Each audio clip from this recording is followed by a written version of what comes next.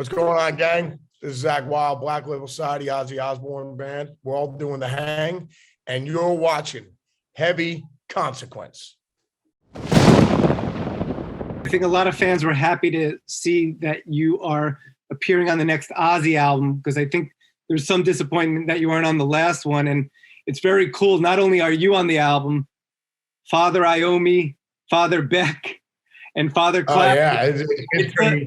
It's pretty mind-blowing. If you would have told me when I was 14 years old in my bedroom practicing that I was going to be on an album with Ozzy, Tony Iommi, Eric Clapton, and Jeff Beck, like all my heroes, I would have told you, forget about it. But I mean, when I was recording it, the tracks that they're playing solos on, I'm playing rhythm guitar. So I'm beyond honored, man. So yeah, it's like a dream come true. So without a doubt, it's awesome. That's really cool. And speaking of Ozzy, this week, No More Tears just celebrated its 30th anniversary. And I just wanted to get your thoughts on your fondest memories of maybe recording and releasing that album. Obviously you don't have to tell the long story, but like the short story on, what that album meant to you and recording it. Just kind of pretty much, when we did No Rest for the Wicked, I mean, obviously there's pressure on me because it's my first album with the boss and everything like that. Let's see what he's got kind of thing.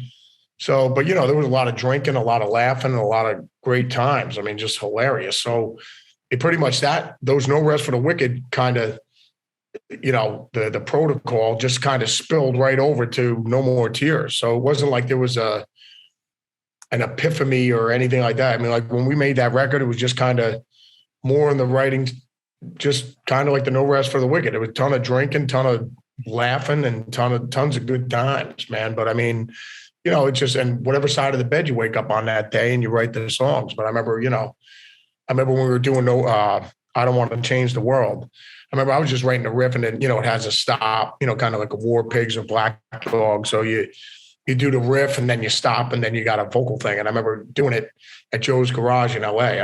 I just wrote it because we were taking a piss, like saying how not to ever get how you can never pick up chicks or get a date. And I'd play the riff and it'd be dan chicka dan chicka chicka dan dan dan chicka dan dan. Hi there. I have no job. I live at home with my parents.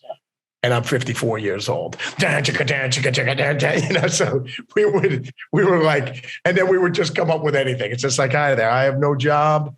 I have gonorrhea, syphilis, and herpes, but I don't have the clap. Dan chicka dan chicka chicka dan. So we were just like, it was hilarious. We were cracking up, right, with doing these riff. And then Ozzy walked in. He goes, "What's that riff?" He goes, I go, "Nothing, Oz. It's just a joke, man." He just goes, "Remember that riff? We're going to use that."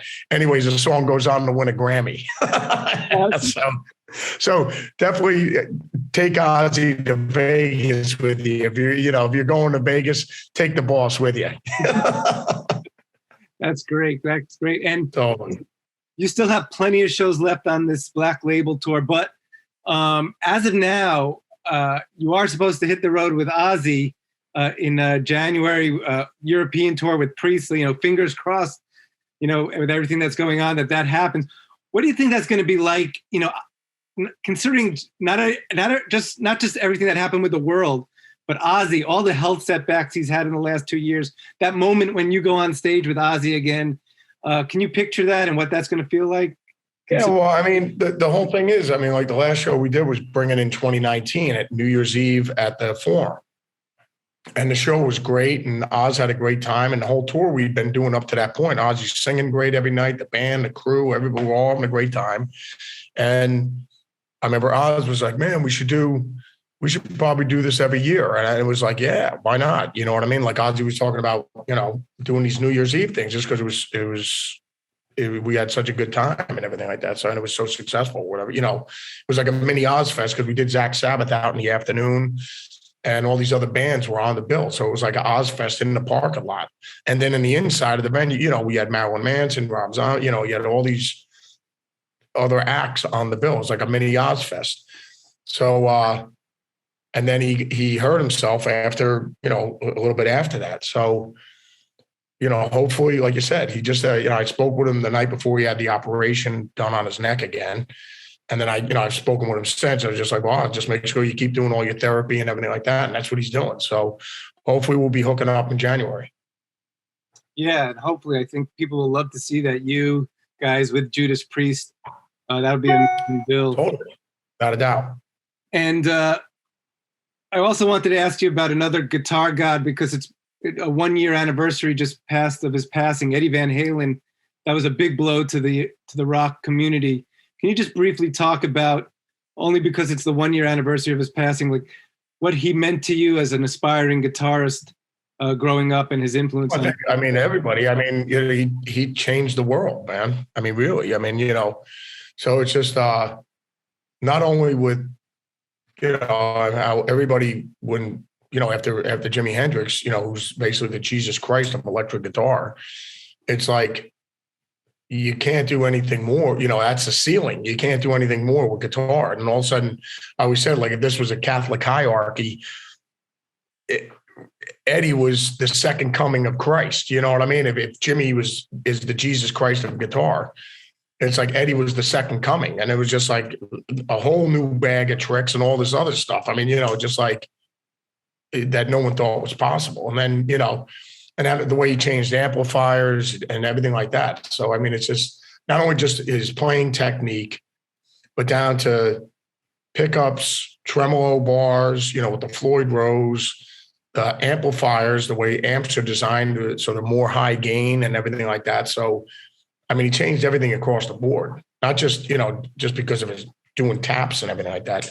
It just, even the way, guitars are made and the way amps are made, he changed everything. So, and on top of it is, I mean, he was just a complete package. I mean, aside of the playing and the tone, it's just songwriting. You know what I mean? It's just phenomenal. I mean, just amazing. So I think, and, we're really, truly blessed that we had him till we made it to 65, right? Like, you really think about it. I mean, after those first 2 records, after the first record, if he would have retired from music, I mean, he already changed the game. You know what I mean? After the first one, he just pulled Howard Hughes and just walked away and has never picked up a guitar again. Just that first album alone with Eruption and everything that he did on that record, he changed everything. So, but, just blessed that we had him around for as long as we did. And he was just really a great guy too. Just a sweetheart. Yeah. And I wanted to thank you for that. And I wanted to mention, you mentioned having a Jimmy Page posters on your wall as a kid, and one of the greatest hard rock. I still got them up on the wall. Yeah. Now they're in frames though. You know what I mean? One of the greatest hard rock, and a lot of people argue that it might be the greatest hard rock album of all, Led Zeppelin 4 turns 50, which is incredible. And obviously an incredible album, Black Dog, Stairway, Going to California. Can you talk about maybe just first hearing that album, just the impact it had on you, and just that album in general and its impact on heavy music? I think, obviously when we were kids, I mean, hearing Stairway to Heaven and everything like that, it's just like, wow, this is like amazing, so, and then, as I got older and then I started playing guitar and everything, and then it's just, I mean, the album, I mean, like I said, it's just the production, the songwriting, the performances from all the guys, it's just amazing. You know what I mean? And then, I mean, everything surrounding the album cover, the symbols, all the mystique around it. It's just phenomenal, just really amazing. Yeah. And one more for you, Zakk. I appreciate your time. I'm glad we got you in a room where I can actually see you. I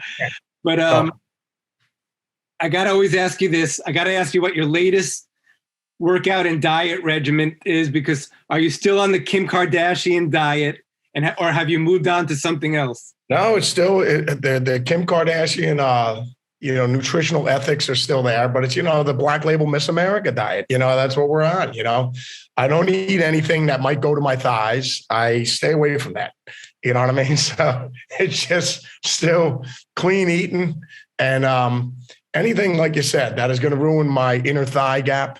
So, if I can't see light between when I put my legs together, I want to have that gap. So, that's if I know I can see light coming through, I know my diet's on point.